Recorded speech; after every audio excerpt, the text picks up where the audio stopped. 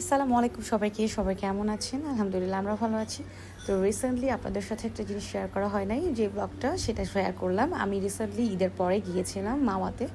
মাওয়া ফেরিঘাটে তো যাওয়ার কথা সবাই শুনেন। আমি এর আগেও গিয়েছি এই রাস্তা দিয়ে, কিন্তু আমরা মাওয়াতে ইলিশ খেতে যাইনি আর কি। সো এবার চিন্তা করেছিলাম, যেহেতু ঢাকায় সব গেস্টরা, মানে আমার সব রিলেটিভসরা, ফ্যামিলির মেম্বাররা এসেছি একসাথে, সবাই সব কিছু গেস্ট সহ আমরা সবাই মিলে মাওয়াতে যাব। সো আমরা 3টা গাড়ি নিয়েছিলাম আর সবাই মিলে চিন্তা করেছিলাম যে আমরা যেহেতু লং ডিস্টেন্সে যাব, ওখানে লাঞ্চটা করবো এবং আমরা একটু আর্লি বের হবো। বা আর্লি বের হওয়া হয় নাই চিন্তা করেও, আমরা বের হতে হতে বেজে গেছে। সো আমাদের বের হতে হতে একটু লেট হয়ে গিয়েছিল। লাইক আমরা বের হয়েছিলাম 11টা সাড়ে 11টার দিকে সকালে, বাট রাস্তা এত ফাঁকা ছিল, আর ঈদের পর তো একদমই ফাঁকা ছিল, যার কারণে আমাদের অত হ্যাসেল হয়নি। বাট জার্নিটা ভালো ছিল। আমরা সবাই চলে গিয়েছিলাম একদম খুলনার কাছাকাছি, আমরা মাওয়ার পার হয়ে চলে গিয়েছিলাম।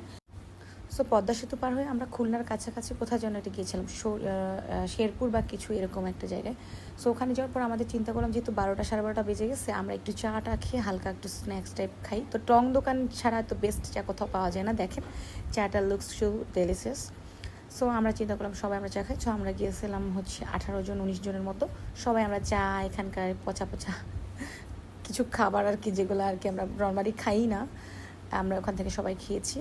খাওয়ার পরে আমরা হচ্ছে একটু চাটা খেয়ে দিয়ে কিছুক্ষণ পরে আমরা রওনা দিয়ে দিছি মাওয়ার দিকে, আবার ব্যাক করেছিলাম ইউটার্ন নিয়ে আর কি। সো আমরা যখন ব্যাক করার টাইমে রাস্তাটা এত সুন্দর ছিল। ইনফ্যাক্ট এই রাস্তাটা, যেটা পদ্মা সেতুর পরে আর কি, টোলের পরে যে রাস্তাটা পড়ে, এই জায়গাটা আসলে অত্যন্ত সুন্দর একটা রাস্তা। কাইন্ড অফ এটা দেখলে বোঝা যাবে না যেটা বাংলাদেশের মতো। খুবই পরিষ্কার এবং খুব সুন্দর করে হাইওয়েটা মেক করা। যারা করেছেন তারা আসলে ভালো কাজ করেছেন আমি বলবো। বাট সব মিলায় আমাদের জার্নিতে আমাদের খুবই ক্ষুধা লেগেছিলো, কারণ আমরা একটা রিসোর্টে গিয়েছিলাম। রিসোর্টটাতে সব কিছুই ছিল, বাট খাবার যে খাবো ওটাতে অনেক টাইম লাগতো, যার কারণে আমরা আর ওখানে খাবার খাইনি। এই জন্যই আর কি আমাদের লাঞ্চটা অনেক দেরি হয়ে গিয়েছিলো। মাওয়াতে গেলে তো ইলিশ নিয়ে কেটে তারপর ভেজে এভাবে খেতে হয়। সো আমরা করলাম কি, আমরা ওই রিসোর্টে যাওয়ার পরে কিছু একটু হালকা স্ন্যাক্স, আইসক্রিম এসব খেয়েছিলাম। সো রিসোর্টটা অনেক সুন্দর ছিল দেখতে। এটা ছিল আপনার মাওয়ার আশপাশে, কিন্তু মাওয়া থেকে একটু সাইডে। আমরা যদিও অনেক হাংরি ছিলাম, ক্ষুধার্ত ছিলাম, তারপরে আমাদের ক্ষুধা লাগছিল না। আমরা অনেক এনজয় করেছি, কারণ আমাদের সবাই একসাথে গিয়েছিলাম এবং রাস্তা খুব সুন্দর ছিল। এক টানে আমরা চলে গিয়েছিলাম ওই রিসোর্টে। সো রিসোর্টের সিনারিটা জাস্ট লাইক এরকম, একটু হোম হোম ফিল হবে, একটু গ্রাম গ্রাম, বাট খুব সুন্দর। এখানে ধরেন ছোটো ছোটো ওই যে ইজি বাইক টাইপের এগুলো বাইক আছে, ওগুলো দিয়ে সবাইকে একটু ট্যুর দেওয়া হয়। খুবই সুন্দর সিস্টেম।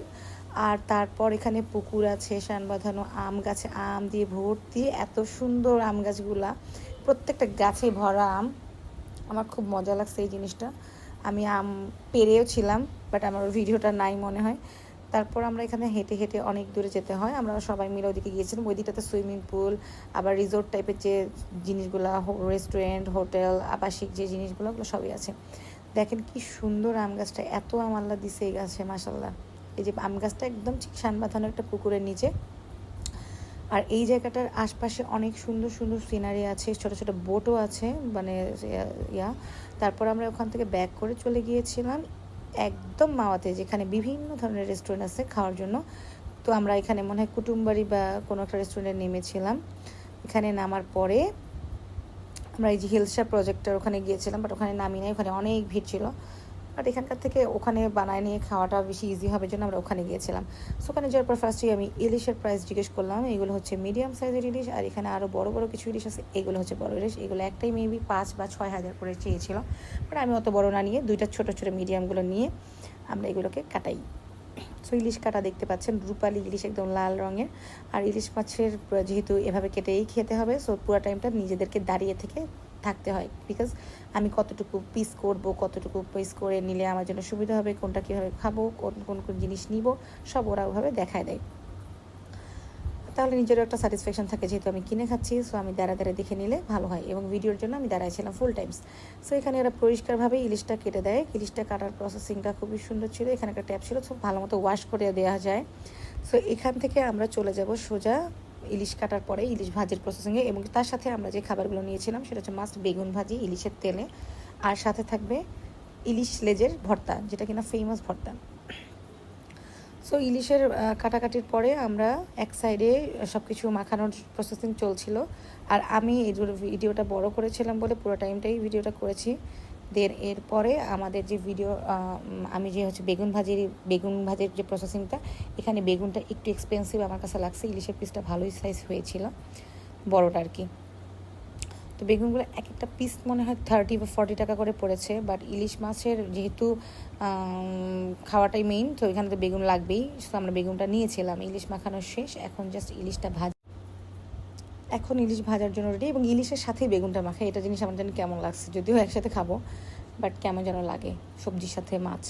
সো ইলিশ ভাজা এই যে রেডি হচ্ছে। ইলিশ ভাজার যে স্মেলটা ছিল, এটা তো আর আপনাদেরকে দেখাতে পারছি না, বাস মানে দ্যাট ওয়াজ অ্যামেজিং। অনেক মজা লাগছিল, কারণ একদম দেখে নিয়ে বানানো, অনেক সুন্দর। আর এখানে আমরা যেহেতু 20 জন, এরকম করে আর কি অনেকগুলো ইলিশ মাছের পিস ছিল এবং ইলিশের ডিমও ছিল। সব মিলাই দেখেন কি সুন্দর, লুকস গুড। এত সুন্দর করে ইলিশ মাছটা যখন ছাড়ছিল ফার্স্টে, আমি তখন ভিডিওটা করতে পারিনি, কারণ আমি তখন ভর্তার দিকে চলে গিয়েছিলাম। এইদিকে চলছে ইলিশ মাছের লেজ ভর্তা। আমার 2টা পিসও দিয়েছিলাম, এই যে মরিচের হচ্ছে একদম পাটা। আর এখানে লেজটা দেওয়া আছে, লেজটাকে এভাবে মেরে মেরে ভর্তাটা। সো এইভাবে যখন ভর্তাটা হয়, আসলে জিনিসটা খুবই মজার ছিল। এভাবেই ভর্তাটা করতে হয় মনে হয়, একটা গামলার টাইপ কিছু নিয়ে স্টিলের বা সিলভারের একটা কাঠের দিয়ে এটাকে ভর্তা করা হয়। বাট এই ভর্তাটা আমরা শিখে গেছি, বাসায় এসে করছি, এর থেকে অনেক বেশি মজা হয়েছিল আর কি। সো এটা হচ্ছে সেই ডেলিশিয়াস লেস ভর্তা, যেটা কিনা আপনারা মাওয়াতে গিয়ে খেয়ে ভিডিও দিতেন এতদিন, আর আজকে আমরা ভিডিও দিচ্ছি, আপনারা দেখবেন। সো এটা আসলে খুবই ইয়াম্মি ছিল। আমরা যেহেতু মানুষ অনেক বেশি ছিলাম, সো এতটুকুন ভর্তা দিয়ে আসলে হচ্ছিল না। সো পরে আফসোস করছি যে আরও একটা ইলিশ মাছ নেওয়া উচিত ছিল ভর্তার জন্য। সো এরপরে আমরা করলাম কি, খাওয়া দাওয়ার পার্টটা শুরু হলো। যা এখন ইলিশ মাছ ভাতগুলো ভাজা হয়ে গেছে অলরেডি ওইদিকে। আমি এখন ওই ভিডিওটা আবার আপনাদেরকে দেখাচ্ছি। এই যে just that is the final look. এখন এগুলোকে নামাবে, খুবই ডেলিশিয়াস ছিল। দেখেন তেল থেকে জাস্ট উঠানো হচ্ছে ইলিশ মাছটা, আর এদিকে ভর্তাটা রেডি হয়ে গেছে। জাস্ট লুক, অনেক ইয়াম্মি। আমার আবার যে খাওয়ার ইচ্ছা হয়েছে আর কি। অ্যান্ড দেন ইলিশগুলো এইভাবে পিস পিস করে রাখা হয়েছিল, ভর্তা, বেগুন ভাজি। আর আমরা এখানে আরেকটা ভর্তা নিয়েছিলাম, যেটা কিনা ছিল ছোটো ছোটো করে গোল গোল করা। এটা মেবি বাদাম বা তিল ভর্তা ছিল। অ্যান্ড এই যে এখানে কালো জিরার ভর্তাও ছিল। হাতগুলো একটু খোলা খোলা ছিল, যেন এখানে আশপাশে অনেক কিছু দেখা যাচ্ছে। সো এইটাই ছিল ফাইনালি খাবার রেডি। আমরা এখন জাস্ট খাবো। এখন বেগুন ভাজিটা হয়ে যাচ্ছে। ভাত ফাইনালি নেওয়ার পর আমরা খাবার খেলাম। সবার কেমন লাগলো জানাবেন। আল্লাহ হাফেজ সবাইকে।